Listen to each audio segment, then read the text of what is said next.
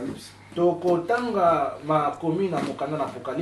Comme nous avons dit déjà que c'est le livre de l'Apocalypse que nous sommes en train d'expliquer.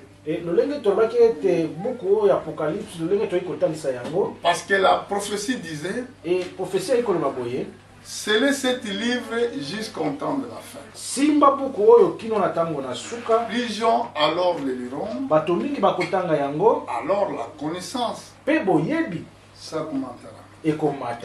Et aujourd'hui, si Dieu lui-même avait promis, et le livre doit être scellé jusqu'au temps de la fin, il faut que lui-même aussi fraye un chemin afin qu'il envoie les serviteurs qu'ils vont sonder ce livre afin de le prêcher correctement. Par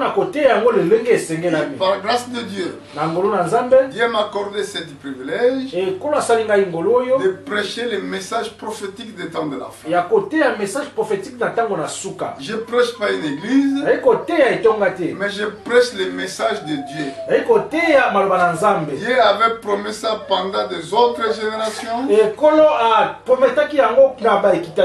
aujourd'hui, il nous a fait voir cette mystère.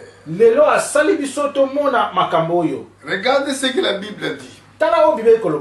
Je suis dans le livre d'Apocalypse au chapitre 2. Écrit à l'ange de l'église d'Éphèse, d'église de Salmine. Voici ce qu'il dit, le premier et le dernier, celui qui était mort et qui revenait à la vie. Je connais ta tribulation, ta pauvreté, bien que tu sois riche. Il est calomnie de la part de ceux qui disent juifs, ils ne le sont pas, mais qui sont une synagogue de Satan. Ne craignez pas à ce qui tu vas souffrir. Voici le diable jettera quelques-uns de vous en prison afin que vous soyez prouvés. Vous aurez une tribulation de 10 jours. Sois fidèle jusqu'à la mort. Je te donnerai la couronne de vie. Que Dieu bénisse sa parole. Asseyez-nous, merci. Amen. Amen. Alléluia. Amen. Bon, semaine dernière, on avait expliqué premier l'âge de l'église. C'était l'âge d'église d'Éphèse. Ça, c'est l'âge qui était commencé aux années 53, après quand Jésus-Christ était monté au ciel. Il y avait un serviteur qui était là, c'est notre apôtre Paul. Parce que c'est lui qui avait commencé l'église des nations. C'est lui qui avait dit, moi j'ai mis la fondation. Et chacun de vous regarde comme il est en train de construire. Mais cette église, quand les apôtres sont morts, leur amour de servir Dieu a baissé. Et c'est pour cela, si vous regardez bien, Jésus-Christ le demandait, souviens-toi où tu es tombé et pratique de bonnes œuvres. Quand tu es tombé, tu ne restes pas seulement tombé. Ok, moi, quand même les gens rigolent, même les gens, ils vont parler mal de toi. Tu ne restes pas assis sur la terre. Mets-toi debout, commence encore à courir. Jésus-Christ disait dans cette église d'Éphèse, Souvenez-vous où vous êtes tombé. Souviens-toi où tu es tombé. Et repens-toi. Premièrement, tu dois se souvenir. Ce qu'il avait fait devant Dieu, ce n'est pas bon. Comme je marchais avant, comme je marchais autrefois, ce n'est pas bon. Seigneur, je viens devant toi, pardonne-moi.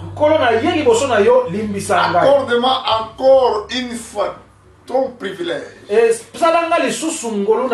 Accorde-moi encore la force de continuer à marcher avec toi. Ah, là, Dieu va te soutenir. Comme c'est écrit, Dieu n'aime pas les morts d'un péché. Mais ici, dans cette église, l'église de Smyrne, cette église qui marchait vraiment avec notre Seigneur. Et regardez ce qu'il a dit. Voici ce qu'il dit, le premier et le dernier, celui qui était mort et qui revient à la vie. Nous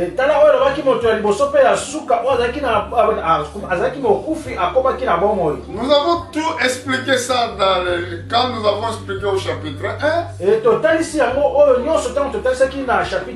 Qui était mort? C'est le Seigneur Jésus-Christ. Qui était ressuscité? C'est le Seigneur Jésus-Christ. Maintenant regarde, il a commencé à exhorter l'église de Smyrne. Je connais ta tribulation et ta pauvreté. Beaucoup de gens, quand ils n'ont rien, ils pensent que Dieu n'a pas ensemble avec eux. Au jour du jugement, le jugement sera vraiment très sévère. Regardez la nature de notre Seigneur Jésus-Christ. Regardez où il était né. Regardez où il était grandi. Regardez la vie de Joseph et de Marie. Ce n'est pas les gens riches. Ce n'est pas été les gens qui avaient des moyens. Mais Dieu ne regarde pas notre recherche. Même quand il y a beaucoup de l'argent, ce n'est pas ça qui dit que Dieu il est avec toi. Regardez l'église de Smyrne. Là, le témoignage de notre Seigneur Jésus-Christ. Il a dit, je connais ta tribulation et ta pauvreté. Ça veut dire qu'il n'avait rien. Comme Jean-Baptiste. Il n'avait rien. Quand son père et sa mère ils l'ont mis au monde parce qu'il était tellement vieux, Zacharie et Elisabeth. Et après, ils sont morts. Et à ce moment-là, quand les deux parents étaient morts, et Jean était obligé de réfugier dans le désert. Il habillait des vêtements de peau des animaux. Et son aliment était des sauterelles et d'autres choses. Il n'y avait pas personne pour faire le coiffure comme nous aujourd'hui. Il n'y avait pas les gens qui peuvent lui donner même parfum aujourd'hui. Mais il avait la révélation de Christ. Parce que la Bible rend témoignage. Il avait un envoyé de Dieu au nom de Jean-Baptiste. Dieu l'a envoyé pour témoigner la lumière. Pour rendre témoignage de lumière. Mais regardez sa vie sociale. Il n'avait pas de costume. Il n'avait pas de voiture. Aujourd'hui, vous les chrétiens, les faux prophètes, ils viennent pour montrer que viens, tu vas voir des voitures. Viens, tu vas voir des maisons. Nous ne servons pas Dieu pour accord des richesses terrestres. Nous servons Dieu pour avoir la vie éternelle. Ne cherchez pas les choses qui sont périssables sur la terre. Cherchez plutôt la vie de Dieu. Regardez ici. Là, la reconnaissance de notre Seigneur. Je connais ta tribulation, ta pauvreté. Bien que tu sois riche, même nous sommes des pauvres sur la terre. Nous avons grande richesse au ciel. C'est Dieu qui l'a dit. Jésus-Christ nous a promis. Il a dit que je vais préparer des places pour vous. Je vais préparer les maisons pour vous. Même si la terre nous serons pauvres, même si la terre nous n'allons rien, au ciel, nous avons des richesses permanentes. Il a dit encore, il les calomnie de la part de ceux qui le disent juifs, ils ne le sont pas. Un enfant de Dieu, ce n'est pas un calomniateur. La calomnie, c'est un esprit diabolique. Écoutez bien. Vous qui prenez les choses pour passer dans les réseaux sociaux pour critiquer les gens. Écoutez. La calomnie, c'est ce qui prouve que vous êtes les enfants de diable. Un enfant de Dieu ne calomnie pas. Ce n'est pas moi qui le dis. Regardez ce qu'il a dit ici. Il est calomnie de la part de ceux qui se disent juifs. Parce qu'il y a des gens qui se glorifient pour que moi je suis croyant, moi je suis croyant, moi je suis croyant. Ils sont là pour condamner et de critiquer les véritables serviteurs de Dieu. Et la Bible déclare, ils ne sont pas. Parce que s'ils étaient, il ne peut pas avoir l'esprit de calomnie. Écoutez bien. Il a dit, mais qui sont une synagogue de Satan. Que veut dire une synagogue? C'était un endroit construit où les gens se réunissent pour écouter les messages. Mais les synagogues, c'était construit pour écouter la parole de Dieu. Donc la Bible dans le livre d'Apocalypse nous dit, il y a des synagogues, mais ces synagogues, ce n'est pas les synagogues de Dieu, mais de Satan. Ça veut dire, si la terre, il y a des églises qui ne sont pas l'église de Dieu vivant, mais ils sont des synagogues de Satan. Dieu le sait. Nous on peut le savoir certains, mais Dieu le sait. Mais regardez l'exhortation de notre Seigneur sur l'église de Smyrne. Ne craignez pas ce que tu vas souffrir. Voici, le diable jettera quelques-uns de vous en prison afin que vous soyez prouvés.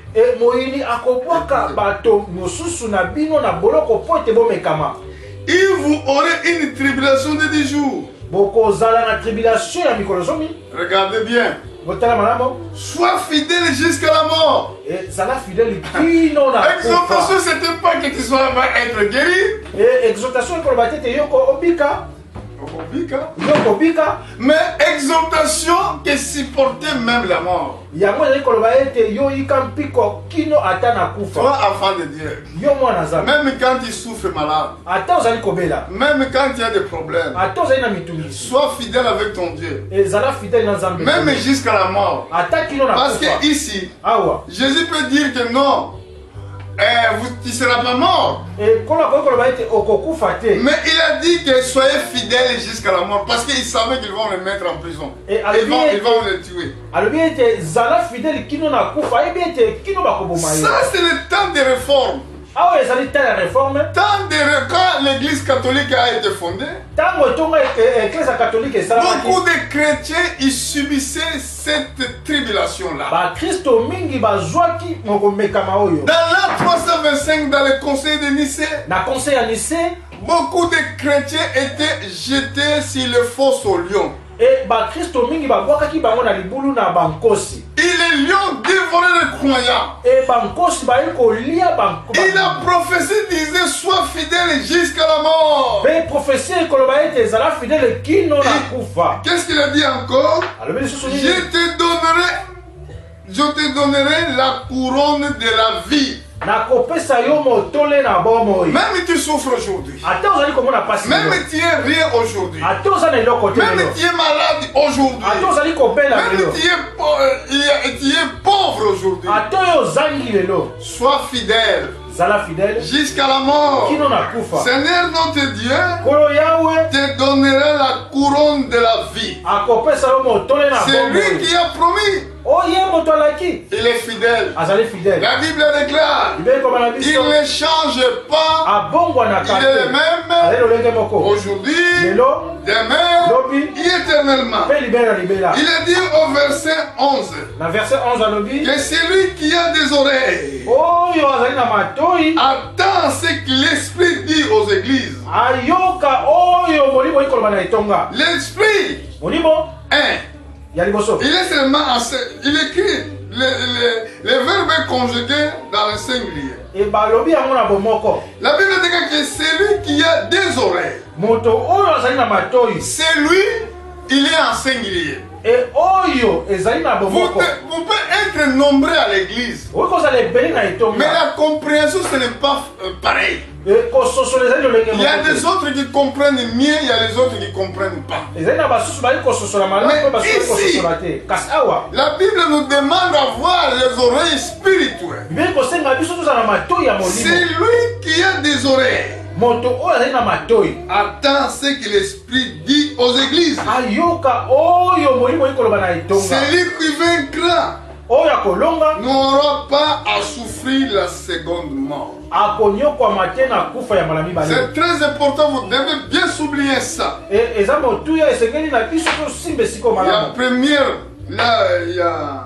La première mort, il y a la première mort, pardon. Il y a seconde mort aussi. Bon, je retourne pour l'esprit de calomnie. Deux choses que nous allons expliquer dans ce qui était dans cette église. Nous avons vu que cette église était une église trop pauvre. Socialement, il n'avait pas de moyens. C'était une église qui vécut dans les temps de tribulation. Il n'avait pas de moyens. Beaucoup de gens aujourd'hui abandonnent Dieu à cause de cela aussi. Quand vous n'avez pas de moyens, quand vous passez dans les temps difficiles, il dit que bon Dieu n'existe pas, pourquoi il me laisse souffrir comme ça? Non, il y a des gens qui peuvent être riches sur la terre. Il y a des gens aussi qui ne seront pas riches. Mais ce que nous avons besoin, nous devons garder la parole de Dieu. Parce que Dieu nous regarde même dans nos situations que nous sommes pauvres. Et c'est pour cela qu'il disait que je connais ta tribulation. Et ta pauvreté. Quand nous pensons que nous sommes des pauvres, mais lui quand nous regarde, il nous regarde que nous sommes des riches. Parce que les royaumes de Dieu que nous avons, c'est trésor de Dieu, c'est grand richesse. Ce n'est pas été écrit les royaumes de Dieu semblable comme une plantation qui était abandonnée. Et dans cette plantation, il y avait une mine d'or. Il y a quelqu'un qui avait vendu tout ce qu'il avait pour acheter cette plantation là. Même tu es pauvre sur la terre. Servez Dieu dans ta pauvreté. Parce que ton Dieu ne t'abandonnera jamais. Même quand les gens te regardent comme un agent et tu es pauvre, ça c'est à servant Dieu, tu es riche. Et la Bible dit encore, il les calomnie de la part de ceux qui disent juifs. Les juifs sont le peuple de Dieu. C'est les enfants de Jacob. Mais ici, les juifs que la Bible parle ici, c'était des faux juifs. Donc les gens qui... Je ne sais pas comment je peux l'expliquer, je vais dire à Lingala. Bazali kolata bilamba ya bilamba ya banana pate mais bazaba méchant. Donc ils sont des gens des menteurs. Et bazali ba kosi qui disent que moi je suis croyant. Finalement non. Et regardez, la Bible a dit ils ne le sont pas. Ils ne sont pas des juifs. Ils sont de soi-disant juifs. Comme aujourd'hui, il y a des faux chrétiens. Mais donc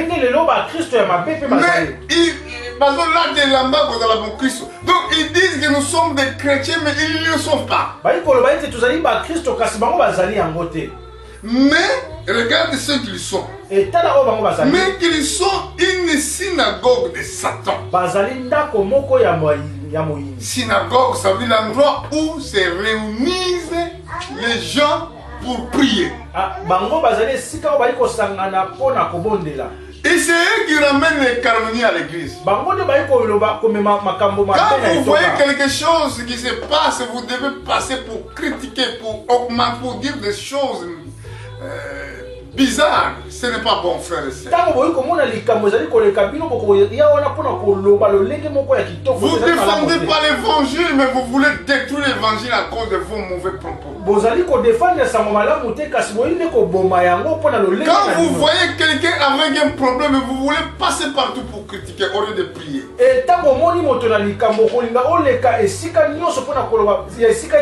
Parce que l'Esprit de Dieu, c'est lui qui reçoit l'Esprit Saint. Regarde son comportement. Je vais partir dans le livre de Galates. Je suis au chapitre 5. Et Galates 5.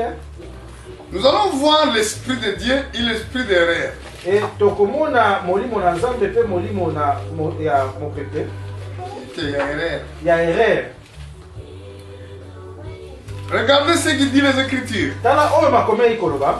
Mais les fruits de l'esprit, c'est l'amour, la joie, la paix, la patience, la bonté, la bénignité, la fidélité, la douceur, la tempérance. Amen. Alléluia. Amen. Voilà celui qui reçoit l'Esprit de Dieu. On ne dit pas qu'il est calomniateur. Mais il est quelqu'un qui est en lui l'amour de Dieu. Il est la joie. Et la paix. La patience. Pourquoi la patience? Nous devons avoir la patience de supporter. La bonté. La bénignité. La fidélité. La douceur. La tempérance. Verset 23, la Bible déclare. La loi n'est pas contre ces choses. Amen. Mais je vais vous expliquer ceux qui n'ont pas l'Esprit de Dieu. Regarde ce qu'ils font.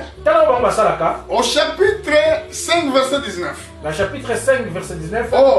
Or, les œuvres de la chair Ça veut dire quelqu'un qui n'a pas été baptisé de cette esprit. Maintenant, dans son chair, les œuvres qu'il doit produire. La Bible déclare les œuvres de la chair sont manifestées, ils sont impudicité, impureté, la désolation, l'idolâtre, la magie. Quand on parle de la magie, c'est quoi? La magie, la sorcellerie. L'idolâtrie, c'est la sorcellerie aussi. Les inimitiés. Et tu voulais voir seulement inimitié avec les gens. Les querelles. Où tu es, tu dois chercher seulement des problèmes. Les jalousies. Tu ne voulais pas voir quelqu'un avec les biens. Les animosités. Les disputes. Les divisions. Les sectes. Écoutez bien. 21. Les envies. Ivrognerie. Amen. Non, à ce point-là, il y a beaucoup d'églises qui boivent beaucoup de bière. Qui boivent beaucoup de vin. Ils disent que Jésus-Christ avait fait du vin. Mais tu es ivrogne, c'est tout. Mais la Bible déclare que les ivrogneries ne vont pas entrer au ciel. L'excès de table. C'est ça que l'excès de table, c'est que les gens ne veulent pas gêner. Chaque jour, quand on parle de la gêne, lui il va t'expliquer que moi je souffre estomac. Pasteur, vraiment, 5 jours c'est trop. 3 jours c'est beaucoup. Vous savez que moi je prends les médicaments. Excès de table. La Bible déclare, il est chose semblable. Je vous le dis d'avance. Comme j'ai déjà dit, ceux qui commettent de telles choses n'hériteront point les royaumes de Dieu. Regardez cette liste qui est là. C'est quelque chose qui se compte, qui se trouve en toi, répands-toi. Si tu es une idolâtre, quelqu'un qui cherche des querelles, quelqu'un qui a amené l'esprit de jalousie, animosité, les disputes, les divisions, de créer des sectes. Sachez-le bien, la place en enfer. Et c'est pour cela, dans les livres d'Apocalypse, nous avons vu l'église de Asmyrne vivait dans cette époque où il y avait des faux chrétiens qui disaient qu'ils sont des juifs. Finalement, ils ne le sont pas. C'était des synagogues de Satan. Et toi, enfant de Dieu, dans le livre de Psaume, au chapitre 1, au verset 1, la Bible nous dira, regardez ce que David avait écrit dans cette livre-ci. Pour ce qui concerne les calomnies, arrêtez, vous allez partir en enfer. Vous devez avoir la parole qui ramène la sanctification à nous. C'est étonnant, mais comment les gens parlent trop. Une fois qu'ils savent quand ils parlent, ils se chargent des péchés des autres sans le savoir.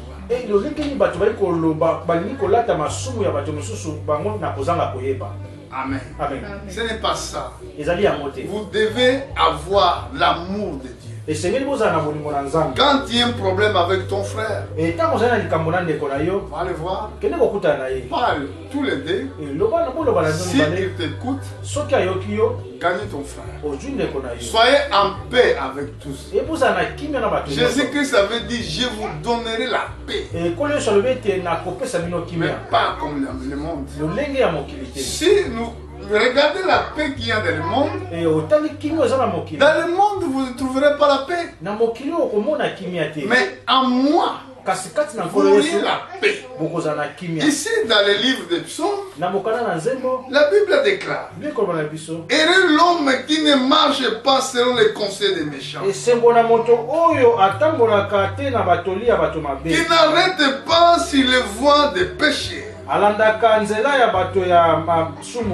qui n'assied pas en compagnie de moqueurs, mais qu'il trouve son plaisir dans la loi de l'Éternel, et qu'il la médite jour et nuit. Il est comme un arbre planté près de courants d'eau, qui donne son fruit à sa saison, et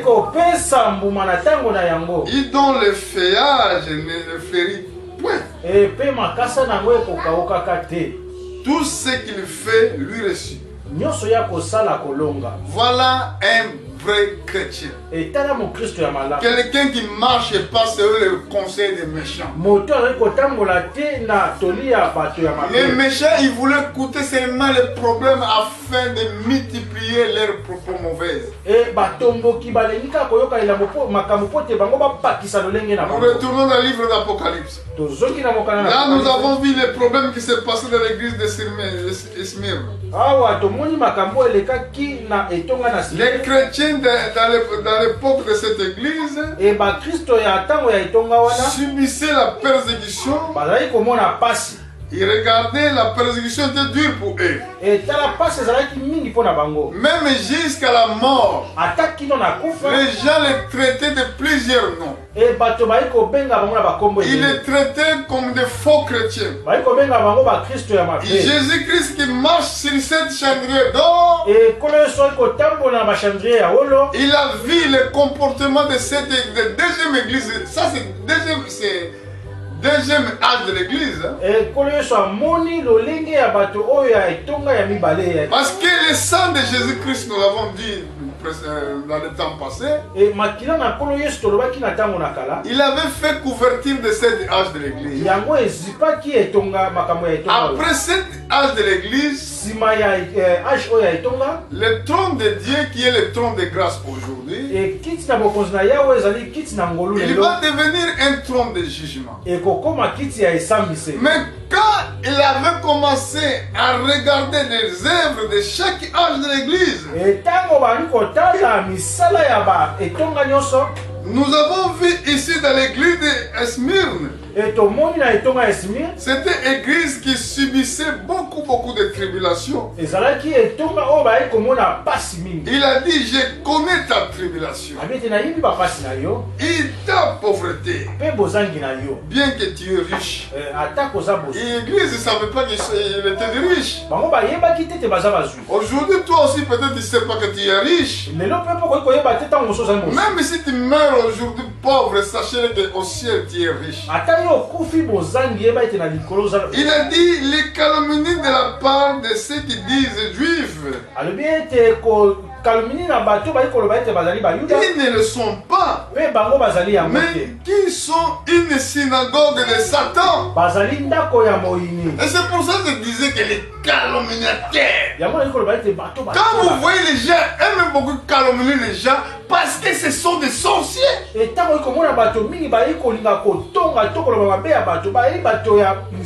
que l'esprit de Dieu même, quand il y a l'esprit de Dieu, c'est que le fruit qu'il doit donner, l'amour, la patience, la bonté, la paix. Tu ne cherches pas le problème. Fils de paix, c'est lui qui ne cherche pas le problème. Amen. Il regarde toi si tu es fils de paix. Si tu cherches encore des problèmes. Et la Bible déclare encore: ne craignez pas ce qui tu vas souffrir. Voici, le diable jettera quelques-uns de vous en prison. Afin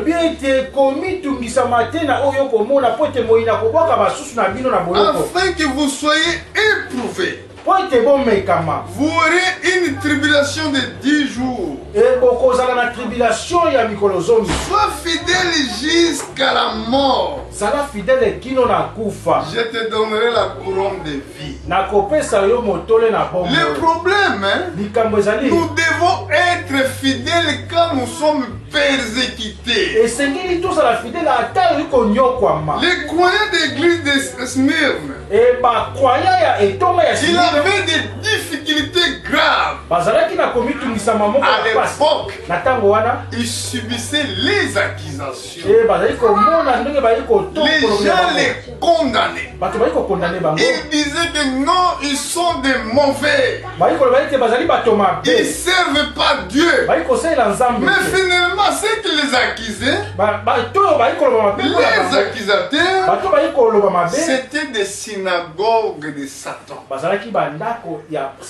Ce qui est très important, il a dit encore au verset 10, à la fin du verset 10, sois fidèle jusqu'à la mort. Et je te donnerai la couronne de la vie. Moi, chaque jour, quand je me réveille, quand je regarde le temps de ce monde, quand je vois les choses que nous sommes en train de subir, je dis, oh Seigneur, je voulais te voir. Aide-moi, qu'est-ce que je dois faire? Si pour prêcher l'évangile, je serai fidèle de le faire. Si pour gêner, je serai fidèle de le faire. Comme j'ai encore ce temps de vivre, je sais que ce qui me reste, ce n'est pas beaucoup. Et je ne voulais pas perdre ma vie. Toi, serviteur de Dieu. Toi, mon ami pasteur. Toi, mon collègue serviteur de Dieu. Servez Dieu avec un cœur sincère. Le temps est vraiment avancé. Les jours de mort, quand la mort sera là, il ne te dira pas que je viendrai aujourd'hui. Comme nous avons encore le temps de vivre, demandez encore la miséricorde de Dieu dans nos vies. Regardez l'exhortation de notre Seigneur. Sois fidèle jusqu'à la mort. Même tu es malade. Même les choses ne marchent pas dans la vie. Même tout ça coince. Mais notre Dieu est vivant. Il te connaît. Il connaît ton nom. Oh mon frère. Écoutez bien. La Bible dit, voilà, ça c'est deuxième église, deuxième âge de l'église. Troisième âge de l'église, je l'expliquerai semaine prochaine. Pourquoi la Bible parle seconde mort? La seconde mort, c'est la mort le plus difficile. Jésus dit, ne craignez pas ceux qui tuent le corps, mais elle ne peut pas tuer l'esprit. Diable, il peut tuer ton corps dans les malades, dans les accidents, dans plusieurs problèmes. Mais le problème, il ne peut pas tuer ton esprit. C'est pour cela, ici, Jésus-Christ, dans le verset 11, que celui qui a des oreilles attend ce que l'Esprit dit aux églises. C'est lui qui vaincra. Une fois que ça se trouve en singulier, n'aura pas à souffrir la seconde mort. Et c'est ça que je ne veux pas subir. Parce que je sais qu'un jour, je vais mourir. Je sais qu'un jour la mort viendra. Mais je sais, Jésus-Christ va me donner encore la vie. Pourquoi? Je vais voir ça. Peut-être c'est là que je vais finir. Je suis au chapitre au chapitre 22, non, 20 dans le livre d'Apocalypse. Je vais, par grâce de Dieu, je vais prêcher tous les livres d'Apocalypse, même pendant toute cette année-là.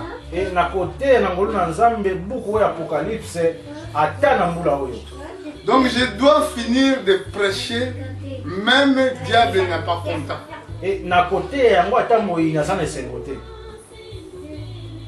Regardez comment était écrit dans les 7 livres d'Apocalypse. Au chapitre 20, verset 5. Apocalypse 25. Les autres morts ne reviennent point à la vie.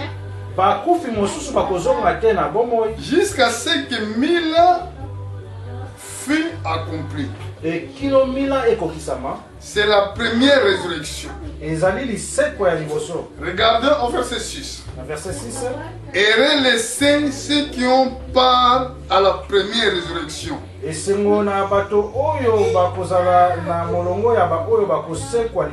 La seconde mort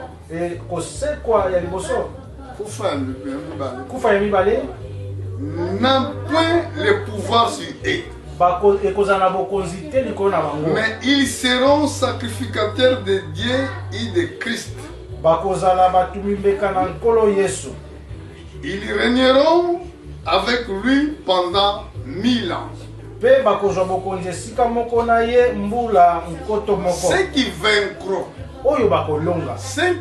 ceux qui vont vaincre, il n'y aura pas part à la seconde mort. Ils régneront avec Christ dans le royaume des millénaires. Vous savez qu'après l'enlèvement de l'église, l'église restera au ciel pendant 7 ans.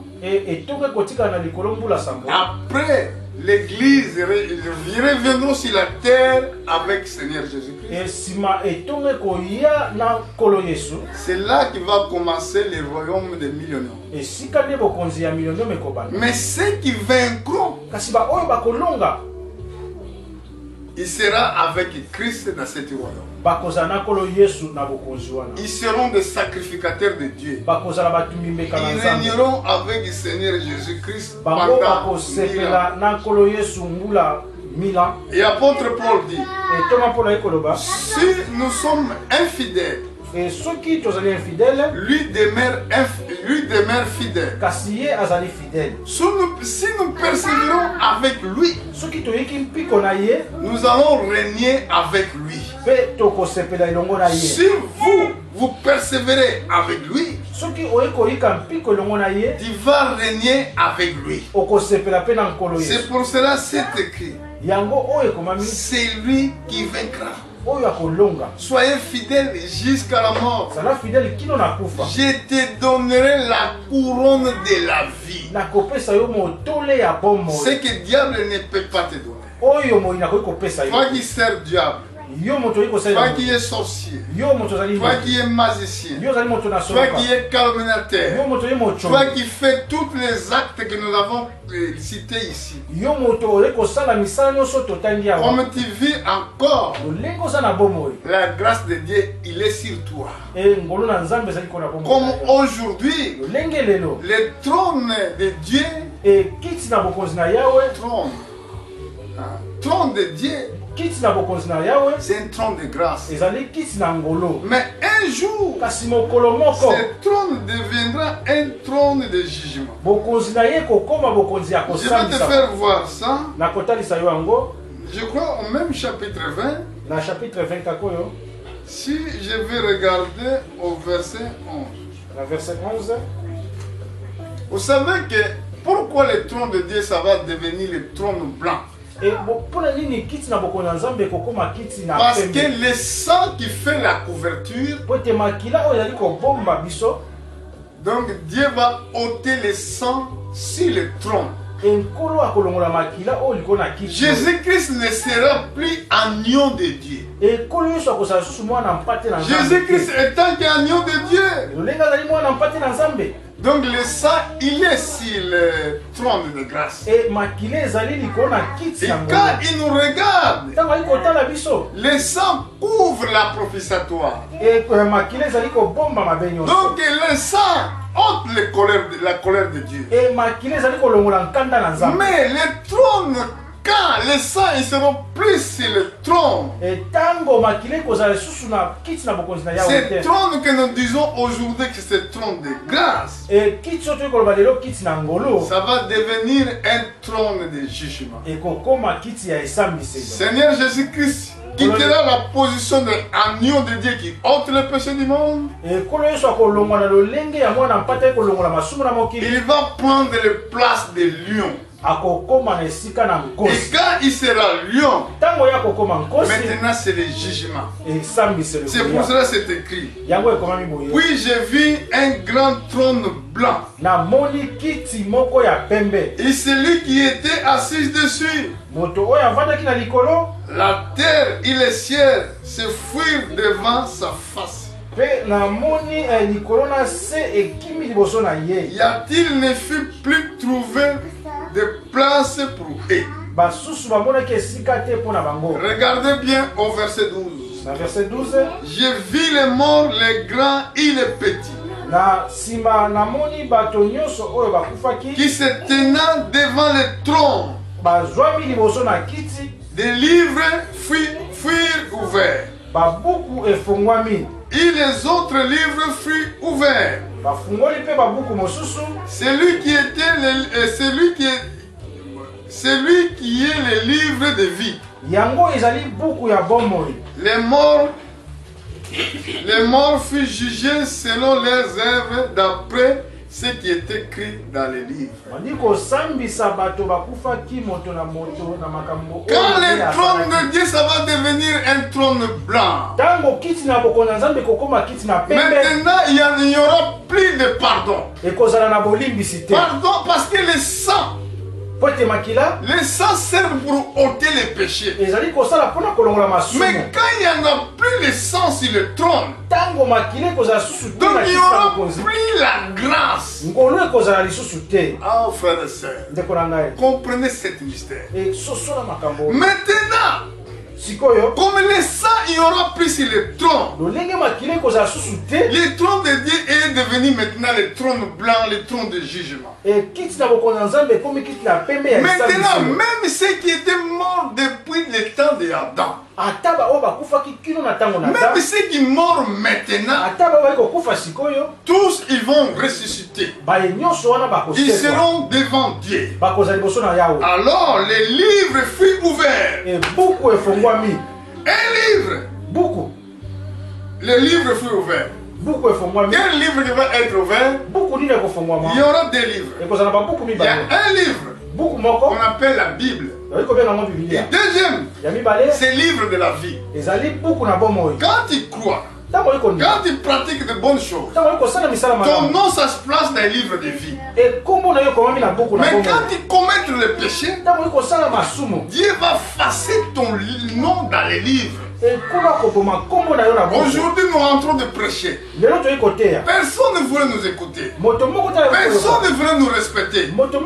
Mais la Bible déclare, il sera comme dans le temps de Noé. Il sera comme dans le temps de Lot. Même quand Lot prophétisait, même quand Noé prophétisait, les gens étaient toujours les incrédules. Les gens étaient vraiment les incrédules. À ce moment-là, quand le trône de Dieu, ça va devenir trône de jugement, beaucoup de gens ils vont regretter.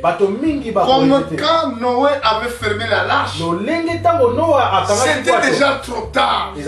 Moi, je ne voulais pas que ça s'accomplisse ce qui est écrit dans le livre des Hébreux. Parce que ils sont venus trop tard. Leur cœur était dur. L'incrédulité était grand. Oh, quand Dieu me donne la vie, et c'est pour vivre selon lui. Et c'est pour ça que c'est écrit. Vous servirez l'Éternel votre Dieu. Il bénira votre pain. Il bénira votre lot. Il bénira les maladies au milieu de toi. Oh Seigneur, tant que je vis encore, fais-moi grâce de faire ta volonté. Et tant que je vis encore, la grâce de Dieu demeure à moi. Tout que nous voyons sur la terre passera. La recherche passera. La gloire passera. Mais la Bible déclare, celui qui fait la volonté de Dieu demeurera éternellement. C'est pour cela que quand les livres sont ouverts, maintenant le jugement est venu. Ils vont te dire, montre-nous tes œuvres. Quand tu vas montrer les œuvres, peut-être tu étais voleur, magicien, sorcier, tous les mal. Ils vont te dire, voilà, tu n'as pas voulu croire à la message de Dieu. Voilà ta place, c'est en affaire. Dieu ne peut pas juger quelqu'un sans avoir parler d'abord. Comme